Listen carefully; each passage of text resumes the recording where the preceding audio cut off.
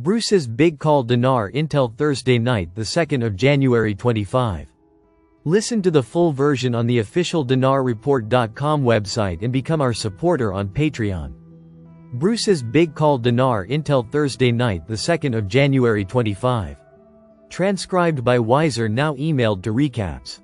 Welcome everybody and Happy New Year. Welcome to the big call.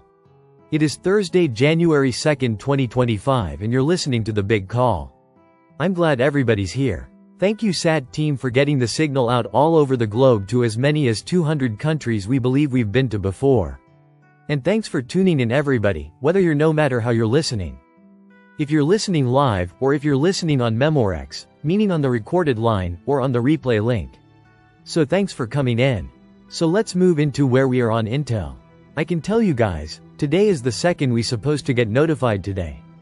I think I led up to that on Tuesday's call if I remember right. We were supposed to get notified day after New Year's and get started today with exchanges. Well, we had a couple things that happened behind scenes, or they used them behind the curtain. And we sort of found out what they might have been. We think we know. And now everything is moving forward at the regular pace. Now let's talk about Iraq for a minute. Iraq has had a new rate. They brought a new in-country rate in or New Year's Day. We heard about this New Year's Day. And it looks like they are about to let's see at midnight tonight, Eastern Time, which is only a little less than 2 hours away now Iraq, on their time. We'll bring out the start of what they've been talking to the people in Iraq about on TV, and I think on billboards, in term with standards. I think they refer to them as billboards, we would call them in Iraq. And what it amounts to is, they pull most of the 30 notes, the higher denominations, the 25k dinar notes, the 10k, the 5k. The 1k, those are all of the high 30 dinar notes. Now those are notes that we have that we're going to be able to exchange at a very high rate, very high, but in Iraq, they're removing the 30 notes, like our 25k 10 kiloseconds, 5 kiloseconds. 1k notes, and they're exchanging those with 25 dinar, 10 dinar, 5 dinar, 1 dinar, in other words, without the 3 zeros. Now that's not us. That's not us. Here, we're going in the opposite direction. We're getting huge rates on the dinar that we have, but the in-country citizens of Iraq, they've known about this for years, but it's finally coming to be where they will actually exchange. I'm going to say over this weekend, maybe sooner, they will exchange and get the new money. Now, what are they calling the new money? The new money, as they term it, is a lower denominations, sort of equivalent to the money that we have our cash money. In other words, they'll have 100 dinar. They'll have 50 dinar, they'll have a 20 dinar, a 10 dinar, and probably 5 dinar. Kind of like us with our $100 bill, 5020. 10 and 5, and I don't know even what we're going to do with I guess we'll still have our singles, our $1 bills. They tend to have coins at the lower levels. I remember when this first came out, 20 years ago, I bought a pack of dinar that included a 100 dinar coin and a 25 dinar coin. Those were 2 coins. Can I find them now, 20 years later? No, they can't see anyway, but I can't find them. Hopefully they're still somewhere, because I love to use the hundreds in our point as a ball market when I play golf with Bob. But the cool thing about this is that they're making those announcements on television in Iraq. They're using those so-called standards, which I think are billboards to talk about it, and they're ready to get started with that. I'm going to call it 8 a.m. in the morning, Iraq time tomorrow, which is in a couple of hours. So there you start with that. Now, what does that mean for us? We were supposed to get started today. We look like we could get started in a couple of days. They're calling it the weekend. Now the weekend for us, traditionally, guys, is always Saturday and Sunday, right? Well, sometimes in this business, they tend to think of the weekend as starting Friday, Saturday, Sunday.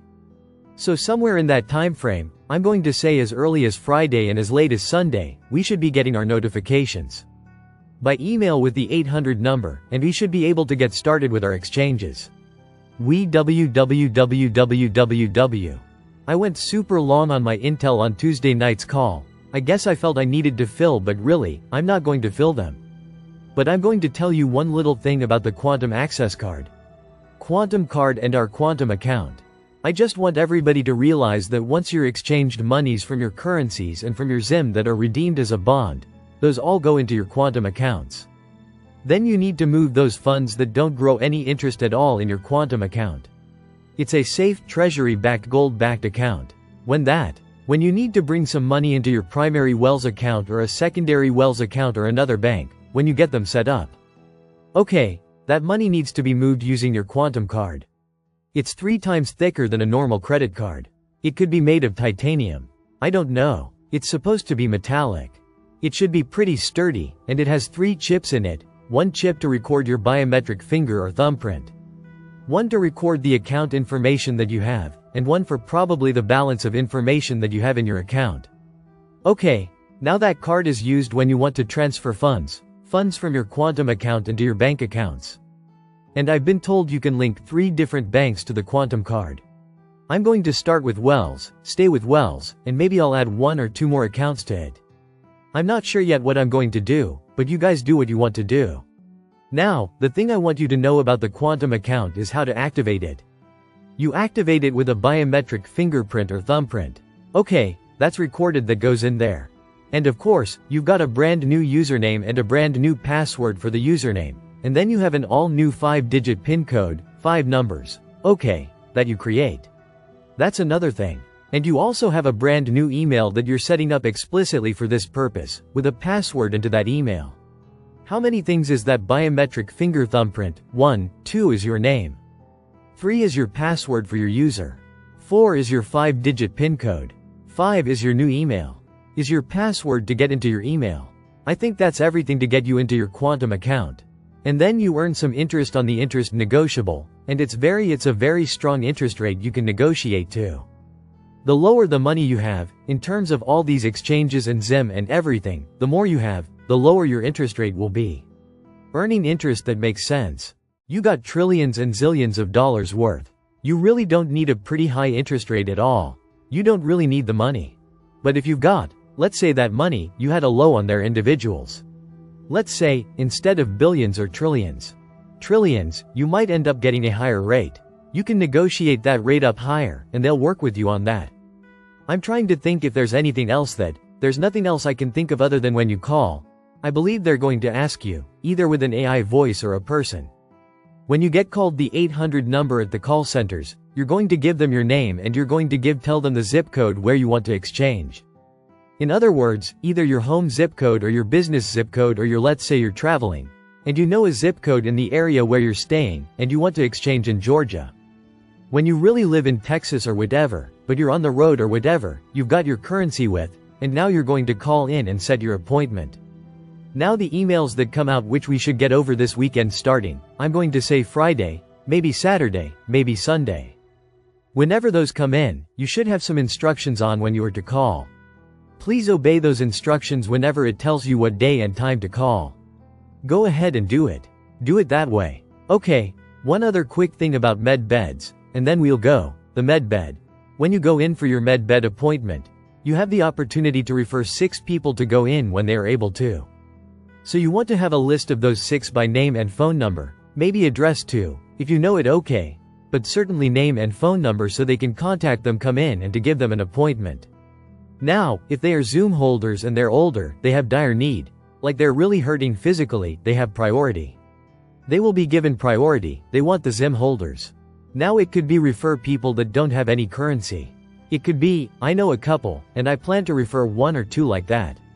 But if you refer somebody and they have currency, make sure that if they have Zoom or any currency, that they let them know when they go in for their exchange that they need the med bed. They're looking forward to getting a med bed appointment as soon as possible. And when you go in and you give the name will be in the computer for them. And then when they go in, let's say, after you exchange, their name will be in the computer. I see, yeah, Bruce, put this person in, and then they put themselves in, and then we'll see them put them in, so they'll know that this is a real person with a dire need or not. So we don't know where each individual med bed center is. We've got well over 6,000 med bed centers in the US alone. I think that is a low number. I think is much higher now.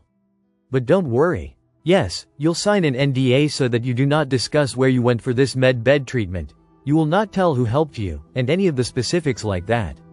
Just keep it to yourself. Now will people see you differently if you have physical changes made and you've been de-aged from 70-something down to 28? Oh, yeah. They will notice, they won't understand it. They'll be shaking their heads. What happened to you? Are you the same person? Well, no, not really, but sort of. In some ways. I still have my knowledge, etc., but maybe some things have been tweaked. Now, remember one more thing that I mentioned on Tuesday, kind of late, and hope everybody caught it.